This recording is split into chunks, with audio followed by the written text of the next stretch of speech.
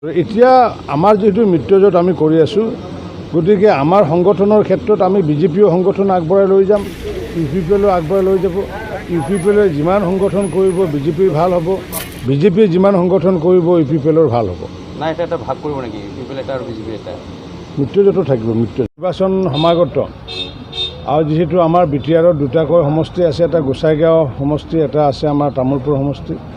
গতিকে মই যোৱাকালি যিহেতু আহি পেলাই চৰকাৰী কামত আজি আছিলোঁ, অহাকালি চৰকাৰী কামত থাকিম আৰু এইখিনি সময়তে আমাৰ UPPL দলৰ কাৰ্যকৰ্তাসকলৰ লগত আৰু ইয়াৰ পৰা গৈ পেলাই মই বিজেপিৰ কাৰ্যকৰ্তাসকলৰ লগত গৈ পেলাই মই আলাপ কৰিম, যাতে আগন্তুক দিনত আমি গোসাইগাঁও সমষ্টিটো আৰু তামোলপুৰ সমষ্টিটো নিশ্চিতভাৱে যাতে আমি মিত্ৰজোঁটে জয়লাভ কৰিব পাৰোঁ, তাৰ কাৰণে কিছু এওঁলোকক দিহা পৰামৰ্শও দিলোঁ আৰু এতিয়া বিজেপিৰ কাৰ্যালয়ত গৈ পেলাই তেওঁলোককো দিহা পৰামৰ্শ মই দিম।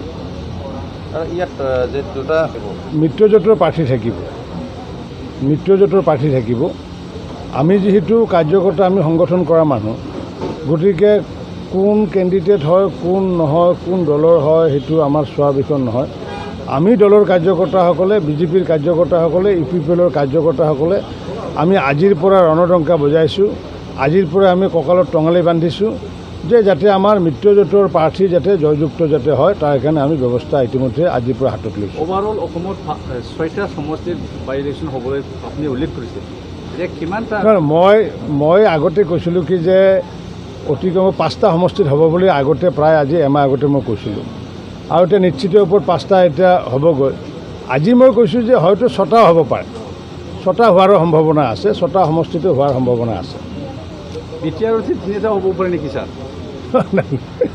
মানে 6টা সমষ্টিটো হ'ব পাৰে বুলি কৈছোঁ, 5টাটো নিশ্চিত।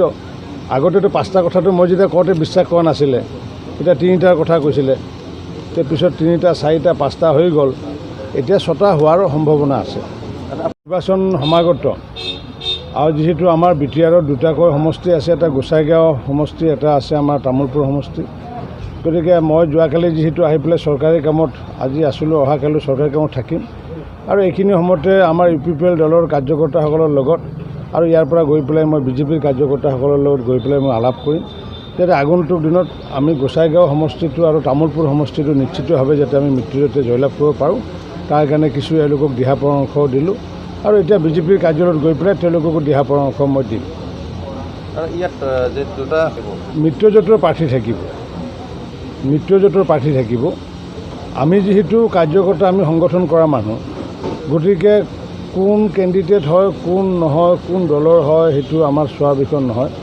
আমি দলৰ কাৰ্যকৰ্তাসকলে, বিজেপিৰ কাৰ্যকৰ্তাসকলে, UPPLৰ কাৰ্যকৰ্তাসকলে আমি আজিৰ পৰা ৰণডংকা বজাইছোঁ, আজিৰ পৰা আমি কঁকালত টঙালি বান্ধিছোঁ যে যাতে আমাৰ মিত্ৰজোঁটৰ প্ৰাৰ্থী যাতে জয়যুক্ত যাতে হয়, তাৰ কাৰণে আমি ব্যৱস্থা ইতিমধ্যে আজিৰ পৰা হাতত লৈছোঁ। অভাৰঅল অসমত 6টা সমষ্টিত বাই ইলেকশ্যন হ'বলৈ আপুনি উল্লেখ কৰিছে, এতিয়া কিমানটা? মই আগতে কৈছিলোঁ কি যে অতি কমেও 5টা সমষ্টিত হ'ব বুলি আগতে প্ৰায় আজি এমাহ আগতে মই কৈছিলোঁ আৰু এতিয়া নিশ্চিত ওপৰত 5টা এতিয়া হ'বগৈ।